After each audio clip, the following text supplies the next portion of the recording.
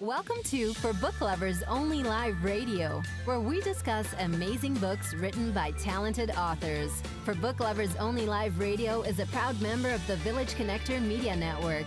If you love books, we have a home for you. Now time for your host and chief book lover, Rob Brown. Hello, book lovers and book fans. Welcome to For Book Lovers Only Live Radio, where if you love books, we have a home for you. My name is Rob Brown, your internet radio host and chief book lover. I am so excited today to have Becki Willis fly in from the great state of Texas to be with us, to share with us her book, Tangible Spirits. But before we begin, I want to invite you to join our Book Lovers Club. It's completely free. It's really simple. Please visit www.forbookloversonly.com. That's www.forbookloversonly.com. We send out a newsletter to keep you posted about new books, new authors, special book buying opportunities, and occasionally we give out free prizes. So make sure that you join today. Again, that's www.forbookloversonly.com. Thank you so much. Now, our guest today is a very talented author from Texas who takes her inspiration from real life. She's an avid reader, writer, and history buff, creating believable characters and plausible situations that readers can identify with. Add a little danger and romance, and it's the perfect combination to keep you flipping the pages and wanting more. Becki, thank you so much for stopping by. Oh, well, thank you for having me. And I love your site, by the way. Oh, excellent. Thank you so much. We always like to get good reviews from people who stop by our site. I want to talk to you. You know, you and I met in Houston about 2 months ago at the Author Marketing Conference. Love the conversation that we had. Knew I had to have you on my radio show. How long have you been writing for? My entire life, actually, but just professionally since 2013. Published my first book in November of 13. How'd that feel to have your first book published? Scary, very scary, but great. It was, a dream of mine that I'd always wanted, so didn't think it would ever come true, and it has. And so this Tangible Spirits is my 11th book. Oh, great. All right. Well, let's get into Tangible Spirits. I'm really excited about this book. I've seen some of your other books, and just the covers are amazing. They're really engaging. I love the cover of this book. Give us a brief synopsis of the plot.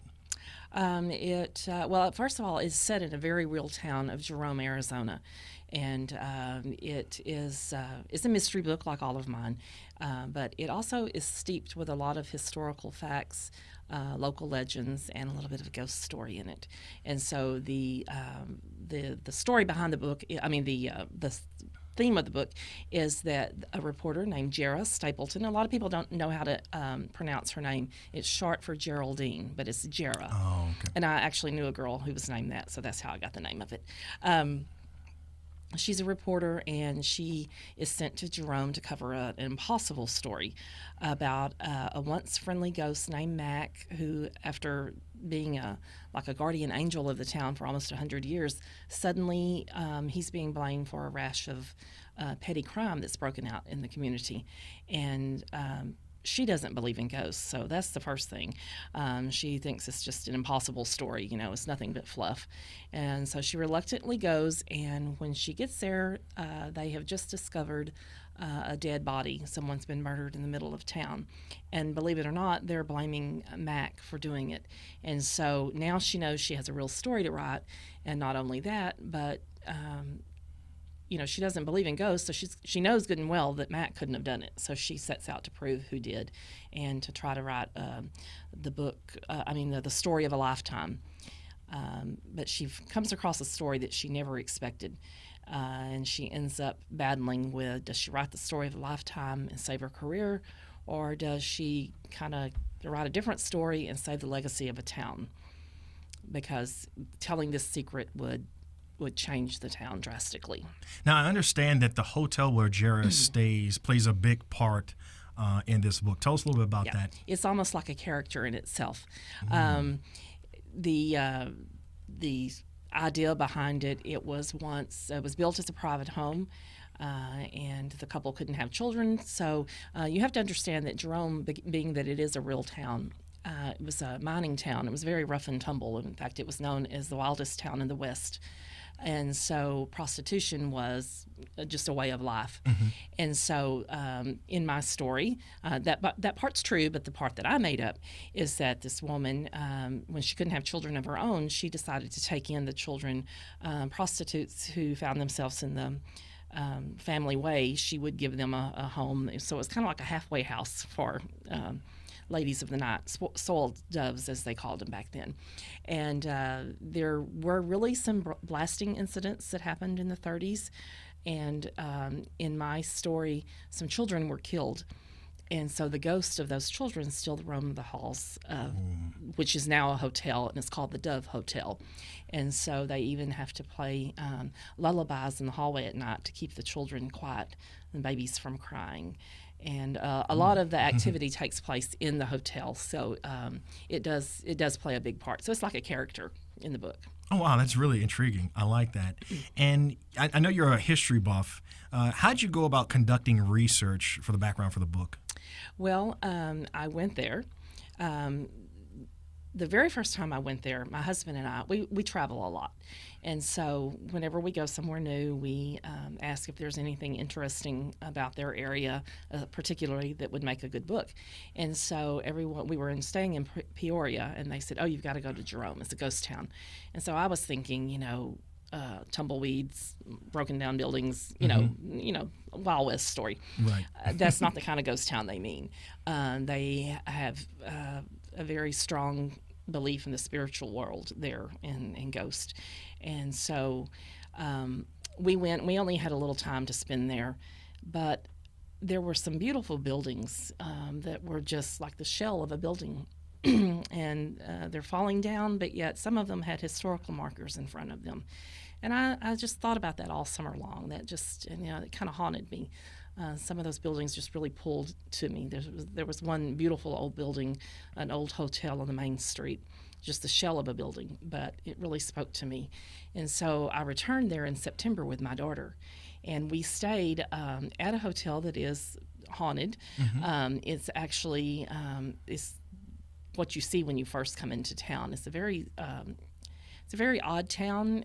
It is propped on the side of a mountain at a very precarious angle. Looks like it could just come tumbling down at any moment. I think there's 1,700 linear feet between the very top and the very bottom. So it's literally stacked in layers. You have to kind of make your way up, and you see this one big building at the top from miles and miles away. And it was once a hospital, but is now a hotel. And the ghost busting shows, I'm saying it wrong, whichever one it is. But anyway, they go there quite often, and there's supposed to be one room that's particularly haunted.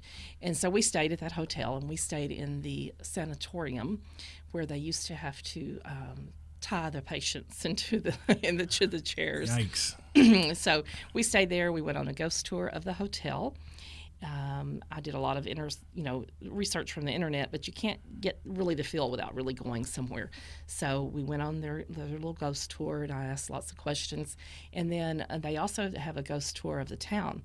And we had a wonderful guide. She also does a historical tour, or she does a ghost one. And so she gave us kind of the best of both worlds. So she gave me a lot of historical facts and perspectives, and tossed in a few local legends and that kind of thing. And so that's how I did my research. So you must be particularly excited to be here in the Washington, D.C. area, where you could probably pull 20, 30 novels out of just this city and Annapolis and Old Town Alexandria. Yeah, not enough time. Not enough time. No. Probably another return trip. Oh, absolutely. Isn't that terrible? I'm going to have to come back. Now, there are some landmarks in your book, the Sliding Jail, the Cuban Queen Bordello, and the Old Bartlett Hotel. They're real places. Yes. The Bartlett Hotel is the one that I was referring to. It's right on Main Street. It's a very small town, by the way, not a whole lot of streets. And this one is beautiful structure. You could tell that it had good architect, but it has no ceiling whatsoever. They have some real pretty wrought iron rails, and that in my book is where the murder took place, and so it plays a very big part in the murder. in the book. But it's just a beautiful old building, and so I wanted to know more about it. And it does have a very interesting past. It has the plaque out front, but it was also at one time the town of Jerome had like over 1,500 residents and 15,000 residents, and now it's like maybe 1,000. It's very small. And it was a very lush hotel, but you can't tell it now. Because of the blast, the mining blast that they did, it did do some damage to the structures, and so their jail actually slid. I think it's like, I forgot how far, 200 feet from where it used to stand. It's now come to rest, totally different place, and it's all dilapidated and falling down, but yet it's historical, so they leave it.